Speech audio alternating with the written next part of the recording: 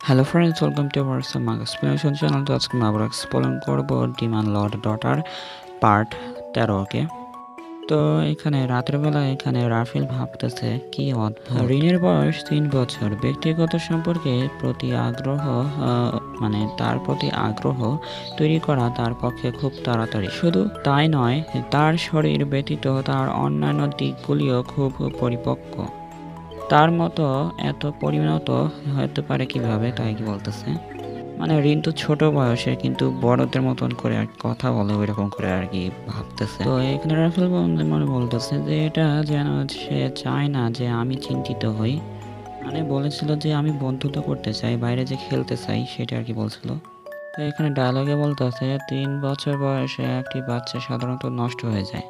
তো এখানে রাফেল মনে মনে বলতেছে কিন্তু সে খুব কমই কাঁদে এবং সব সময় উজ্জ্বল থাকে, মানে হাসিতে থাকে।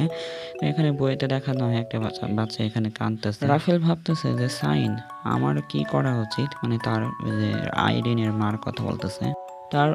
আপনার সন্তান খুব দয়ালু, ঠিক আপনার মতোই। এটা তার জন্য কষ্টকর হতে পারে। আমি চাই যে রিন একটি নষ্ট শিশুর মতো আচরণ করবে এবং সে যতটা চাইবে চিৎকার করবে এবং কাঁদবে।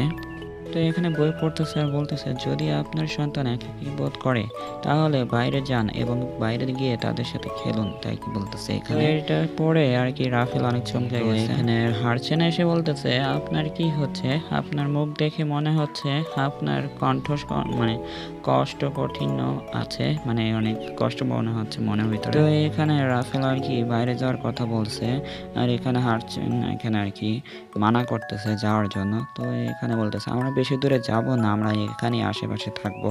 তাই বলে এখানে আর কি দুইজনের ভিতরে তর্ক লেগে গেছে।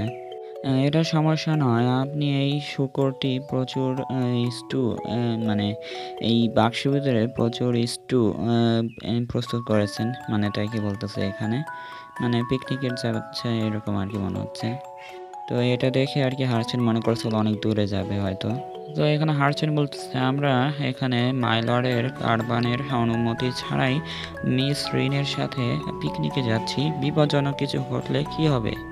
তো এখানে রাফেল বলতেছে আমাদের যা করতে হবে তা হলো নিরাপদে ফিরে আসা। তিনি আমাদের নাম দিয়েছেন গডমাদার এবং গডফাদার, কারণ তিনি প্রথমে তাকে রক্ষা করার জন্য আমাদেরকে বিশ্বাস করেছেন, তাই কি রাফেল বলতেছে। এখানে আরিয়ান বলতেছে তুমি কি করছো রাফেল, তো চলো যাই আমরা পিকনিকে যাই।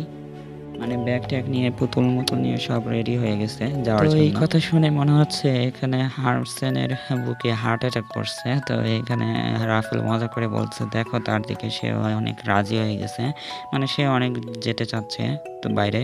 তো হারসেন এখানে চিল্লায় বলতেছে না এটা হতে পারে না, পথে যদি কোনো বিপজ্জনক আসে তুমি কিভাবে সেটা মোকাবেলা করবে। হ্যাঁ, আমি লর্ডেরকে কথা দিয়েছি যে আমি তাকে যেতে দেব না। তো এটা বলে আর কি চিল্লাচিল্লি করতেছে। এখানে হারসেন রেডি হয়ে যায় আর বলতেছে মিস রিন তো আপনি কি প্রস্তুত। হারসেন বলতেছে তাহলে মিস আসুন আজকে অনেক মজা করা যাক। এখানে রিন বলতেছে তো চলুন অনেক মজা করা যাক। তাই বলে এখানে পিকনিকের জন্য যাওয়ার জন্য রেডি হয়ে গেছে আর এখানে দুইজনের হাত ধরে এখানে উঠায় এনেছে। আমি তোমাকে অনেকবার আসতে বলেছি তবুও তুমি এত সহজে মেনে নিলে, তাই কি রাফেল বলতেছে। তো কি একটা স্ক্র্যাপি দেবদূত কি আপনাকে মানে চ্যালেঞ্জ করছে, তাই কি বলতেছে এখানে হারছেন। রিন বলতেছে তারা দুইজনে আবার শুরু হয়ে গেছে লড়াই করা।